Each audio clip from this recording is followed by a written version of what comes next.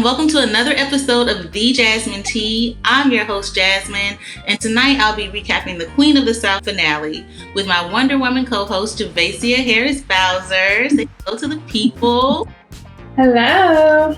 If you don't know, Jaressa is the founder of R.I.P, which is a network for women who write and blog all over the country. Are we international? Is it international? We are. We have members in Barbados, so we're international.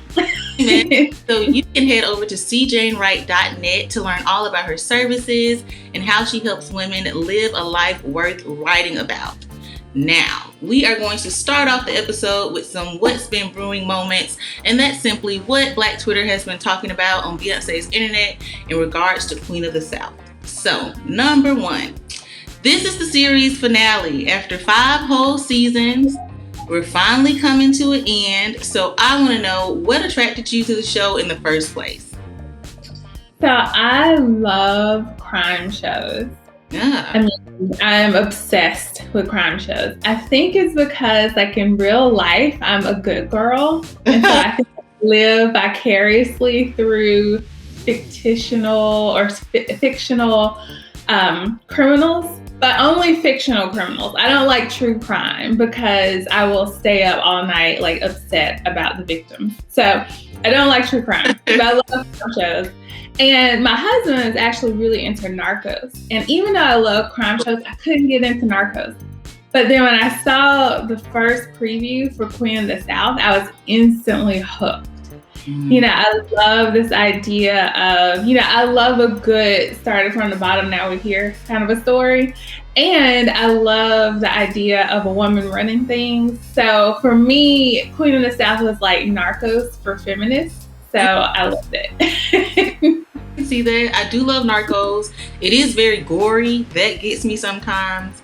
But I love Queen of the South as well because I was like a female boss. Like, even from Camilla, and then into Jaressa, I was just here for the outfits. Watching like women in leadership. That was cool for me. Now, who was your favorite character? That's easy. Pote, hands down. Love me some Pote. Why do you love Pote? I love Pote because of his loyalty. He is so ride or die for Teresa. And I mean, nobody could match his loyalty. Nobody.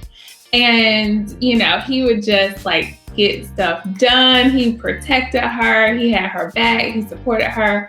I just loved him. And he like basically taught me how to cuss in Spanish. All right, so we got an added skill set. That's a bonus. I really liked Kellyanne once she came onto the show. I like Kellyanne too. I liked Kellyanne. I don't know. Like, it's hard for me to pick favorites and stuff. I'm gonna just leave it alone. I'll be here running through. Okay. I liked most of the characters, but Pote is just my favorite, hands down. Yeah, he was definitely ride or die, just without it. All right, so our second What's Been Brewing moment is the Twitterverse is just super duper excited to finally say that Boaz is dead. Yes. And such a thorn in our side this season. Yes. Waited to the final episode to take him out the game. So do you think he was Teressa's biggest nemesis? I feel like because he was her cousin, he kind of like got to ride through a bit, but she made a lot of enemies. She did make a lot of enemies. And like this season, I've been trying to like review her different enemies in my head. And I really do think that Boaz was her greatest nemesis because he just caused so much damage. And like you said, he was there for the longest period of time, I feel like. You called him a thorn in our side, and he was exactly that, but, times a million for so much of the show. And so I think just like because he was just there, just messing up stuff for so long, that's why I would say that, yes, he was her greatest nemesis. Yeah, I feel like he was like a quiet storm, just brewing. Mm-hmm. Yeah. He just like let it go. But Boaz was always chaotic. He was always shooting people, talking reckless, doing the most. I mean, this dude killed his own brother. Like, what? He set the tone from the beginning of what type of man. I did like seeing him in this episode. Like, they did kind of like a time lapse from when Pote jail, and he came back, and Boaz had like the Jerry curl. I thought that was funny. It reminded me, my mom had a Jerry curl when I was younger, and it looked just like his, like long and Soul Glow-esque. So I thought it was funny seeing Boaz. Now, our third What's Been Brewing moment is that Jaressa is finally together. That's the combination of James and Teresa. The people are so... Were you a fan of this couple? Did you think they were going to make it? I was absolutely a fan of Jaressa from the beginning. Like, Guerrero, sorry, but he got on my nerves. Yeah. And like, I always wanted her to end up with James. So I was very happy about that. That said, I honestly didn't think they would end up together. I thought that, they would just love each other, but things wouldn't work out. And I thought one of them was going to have to, I thought they would have to separate because of all the drama. And I didn't think that they would end up together, but I absolutely wanted them to end up together. So I was so happy that they did. Yeah, I can see that. I thought that Teresa's boss moves just wouldn't really allow her to have this, like... Right, exactly. Because usually, like, your loved ones, your family, those are your weaknesses. And she's trying to, like, be the greatest drug dealer in the game. So I thought that she would eventually just have to get rid of James, or that he would die. I kept thinking that one of our core people would die, because, I don't know, I guess Shonda Rhimes traumatizes me. She'll kill your favorite in a second. So yeah. I expect the core members to die, but I was happy to see them together. And even when Teresa said she loved him, I was on the couch like, I was so excited when she said. She showed emotion, like, yeah, I was happy for her. Okay, so now we're going to get into our piping hot moments, and these are 3 different points in the episode that really helps push it along, helped the show stand out, and gave it some definition. So number 1, as we start off the series finale, Teresa is dead. And so it appears as if James really shot her.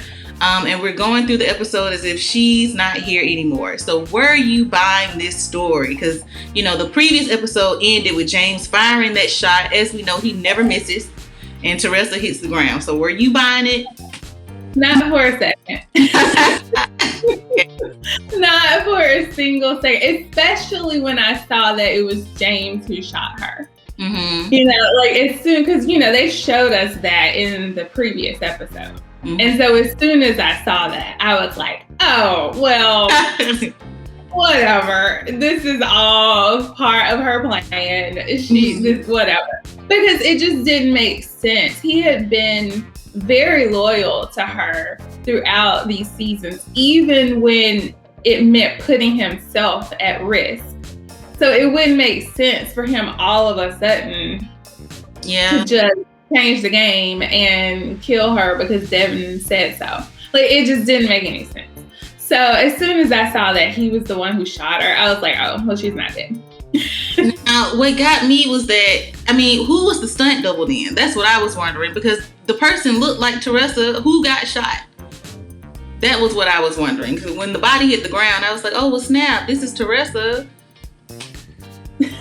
I just knew that as soon as I saw it was him, I knew that it was all a plan. A plan, yeah. Now, I did think that Teresa wouldn't be without a plan. She always has a plan. She always coolly rolls out a decision, whether she's saying we're going to kill them all or like fall back. She is a woman with a plan. So I do think that. Now, did you think any other of the characters would die? Like I was talking about our core 4 here. Did you think they would? So I did think someone was going to die. Even if it wasn't one of the core 4, I thought at least like someone else would die, like Chicho or Dumas. I thought someone would die. I was really surprised that nobody did. I was really surprised that all of them made it to the end.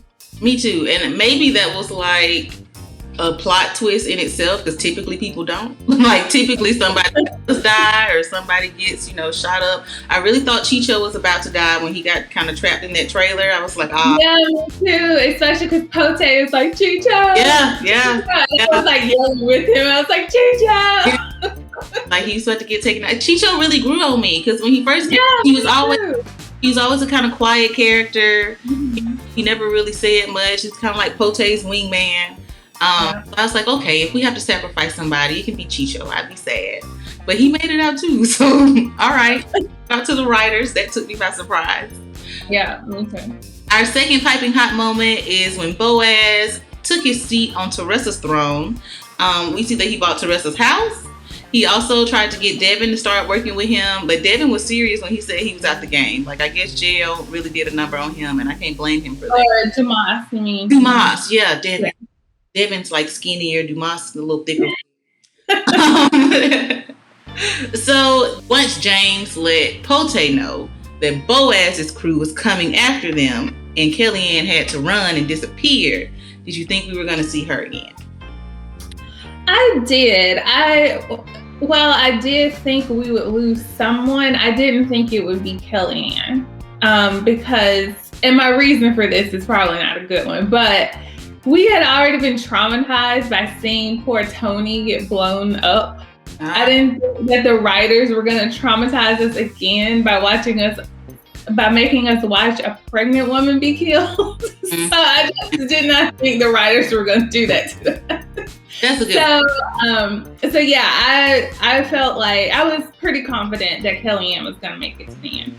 Okay. Now, did you think that Boaz was going to continue his reign on Jaressa's throne? Like, at one point, it seemed like the crew was just going to kind of like disappear, like, we out of here, and Boaz was just going to get to keep it all.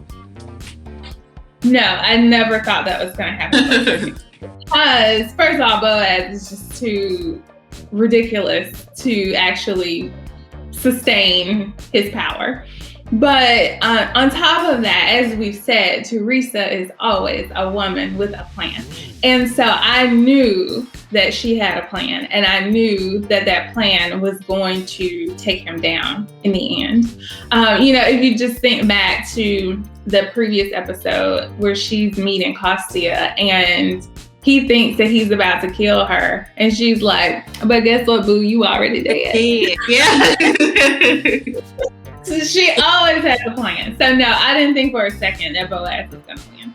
Okay, now something that just kind of stood out to me as, this was Devin's crew. This was the CIA that was coming and looking for Kellyanne. And they ended up shooting their nice little neighbor, Angie and Pete's neighbor. That was just unnecessary to me. I felt so bad for them too. And I mean, they did it in broad daylight. I'm like, my God, is nobody like peeking out the window or cutting their grass?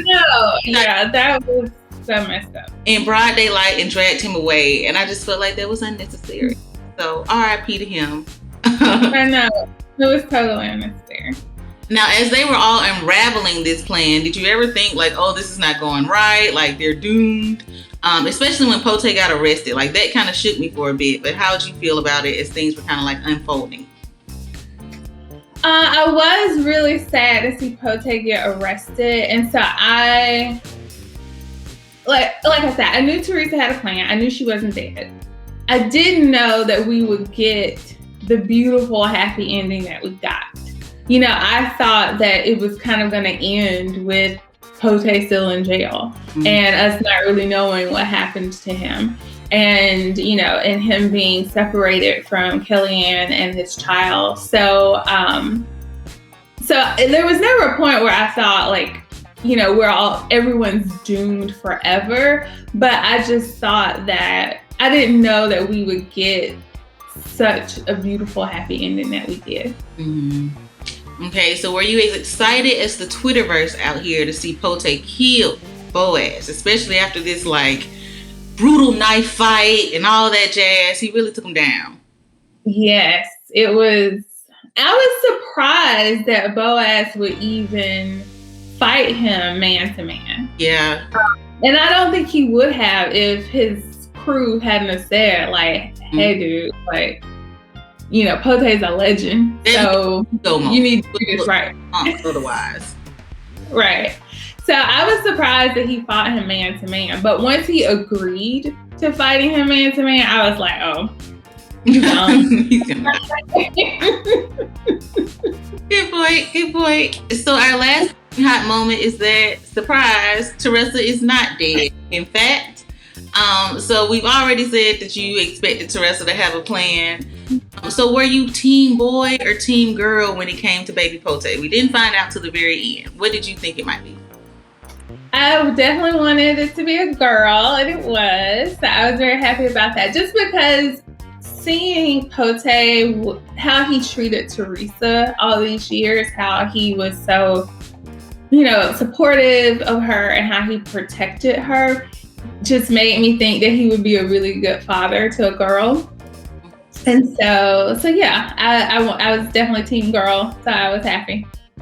Okay, good. Now, so we wrapped up the show with this nice happy ending. Everybody's at the beach house with their loved one. Were you satisfied with that, or did you feel like there were any other plot twists they could have threw in there to make it a little spicier? I was actually satisfied with it, which people who know me well would be surprised that I was satisfied with it. And the reason I say that is I don't like happy endings typically. I know that sounds weird, but I'm a writer. I was an English teacher for 10 years, and I find happy endings unrealistic. Mm-hmm. So I typically don't like them.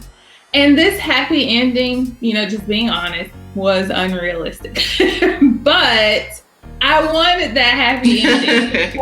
I think because, we've been riding with them for so long, and I was so attached to these characters that I wanted a happy ending for them. I didn't care how unrealistic it was. I wanted it for them. And so yes, I was quite satisfied with it, even though I totally recognize that it's unrealistic. Yeah, I think there was a moment where Jaressa and James were like sitting on the steps and just watching Pote and the family play, and the sun was... Yeah. I know. And I was just like, oh my God, this would never happen. But this is so sweet. Like, this is so sweet. I think that's what I was saying. I think the writers kind of gave us that because it was the unexpected ending. Like, the whole time I was sitting here, I was like, okay, Jasmine, somebody's gonna die. Maybe it's not like at least James or somebody. I was expecting somebody to not get their happy. Mm-hmm. So to see it all unfold, even at the end when they were like in the house at the table eating dinner, I was like, is a bullet about to come through the window? Is a helicopter about to fly down and they're going to have to pull out the guns? But no, it ended. Everything was cool. It ended. Yeah. All right, so now we're going to get into our games and guesses. So in honor of Pote doing 4 years in jail for the squad, tell me, how much time would you give these people for their crimes against humanity? Okay, let's hear it. So first off, we have the creator of Croc heels. So Balenciaga has paired up with Crocs, and they have created a shoe, a Croc with like a heel on it. It doesn't even really look like a heel. It looks like a nail or something that kind of got caught up in the Croc. But I consider this a crime against humanity. They're ugly. They to me, they look even uglier than like the Air Force One heels that we had a while back. So how many years in jail would you give these people? Let's say 10 with a possibility of parole and 5. Okay, that's kind. All right. We have our good sis Eve for eating the forbidden fruit in that garden and just making all the rest of us deal with her consequences. How much time should she get? Eve was framed, so I'm going to let her with time served. Okay, that's good. She did get kicked out of the garden. She did pay. All right, Eve can walk. Next up, we have Apple, because they are no longer giving out earbuds or chargers in their packages, and they claim it's because they're going to be more environmentally friendly. However, the size of the box hasn't changed. So right, those are lies. Suckers in there. Those are lies. Yes. 2 consecutive life sentences. For those earbuds, 1 for that charge. Okay, they can afford it. I think they'd be just fine. Last but not least, we have Big Al. He is the mascot for your beloved University of Alabama. Yeah, here. And so how much time would you give him? Because he lost to my beloved Albie the Tiger in the national mascot competition. As an Alabama alum, I'm going to recuse myself from this. All right, Big Al, I will come for you later. You stay out there. Okay, so now it's time for our guesses. So as we see Pote and Kellyanne have their baby, do you think Jaressa, now that she has James here, and I know the series is over, but still, just who we know her as, do you think that she'd be interested in being a mother one day, or would she just like to stay, baby Pote's rich auntie? I don't know. I mean, obviously, I would like her to just be rich auntie because I'm all about the rich auntie life because that's the life that I'm living or pretending to live. So I would hope that she would go that route. But who knows?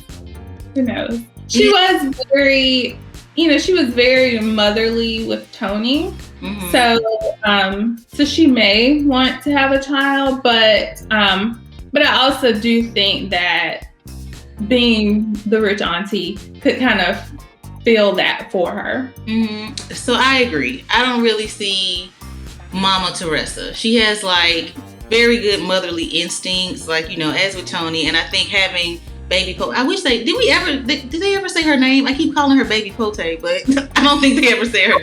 Yeah, I don't know if they did. Wait, I think she did say her name, but like I'm remembering this moment when she said it, but I can't remember what it was. All right, well, still be baby Pote on here. I think having her in the house will fill that void. Yeah, exactly. But even in terms of I just can't really imagine a baby bump over her classic white suits and things. Jaressa was the coldest drug dealer gangster I've ever seen. Like, how you out here dodging bullets in pure white, crisp, clean white all the time? To me, that was just like an exclamation point on her gangster. It was more like, y'all ain't even finna touch me. You're not even finna dirty my suit. I never even really saw the suits get dirty. She was just... They never did.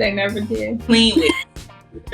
What do you think ever happened to Camilla? Now I know Jaressa told her she was banished and all of that, but just kind of thinking about the woman she is, do you think she's somewhere selling fruit at a fruit stand, or has she reclaimed a little bit of power some way?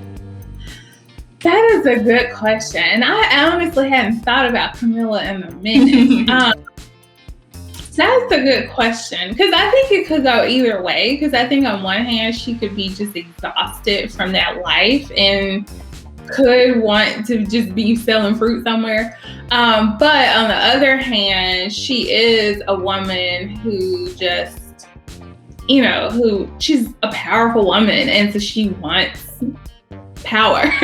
So there is probably always going to be a part of her that's going to strive for that in some way. So I don't know, honestly. I feel like it could go either way. What do you think? I think she has some form of power. Maybe she's the manager over several fruit stands or something. I don't see her just sitting somewhere quietly on the beach chillaxing like Jaressa and them. I think in some type of way she's still trying to do something. I always used to like Camilla because I liked her voice. It was kind of like... I loved her voice. Oh my gosh, I love her voice. It's different, and her wardrobe. Camilla was curvy and her hair and everything. I love the series. I just love seeing all these women take over and dominate the world. I really enjoyed it. Yeah. So this is going to wrap up this episode of The Jasmine Tea. Thank you all so much for tuning in, and thank you, Jaressa, for your time today, recapping one of your faves as well. Make sure you guys go on Instagram and follow Jaressa at @CJaressa to learn more about Jane Wright and just follow along her life. She does lots of cool things, eats lots of tacos, You follow her as well. Don't forget that you can listen to this podcast wherever podcasts are found on Anchor, and let me know in the comments if there are any other shows that you'd like me to recap next season. See you guys later. Don't you go. Bye.